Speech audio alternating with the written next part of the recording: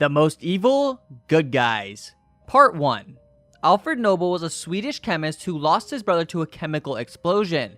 This made him focus on creating an explosive that was stable because the loss of his brother deeply upset him. This resulted in the creation of dynamite, but dynamite was then used in war to kill millions.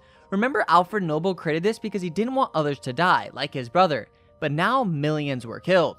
When his obituary was accidentally published, the title read, "The Merchant of Death is Dead." When Alfred Nobel saw this, he realized his legacy would just be death and warfare. This is when he used all of his wealth to find the Nobel Prize Foundation. This meant the best of humanity would be rewarded, such as Einstein, and his legacy was changed forever.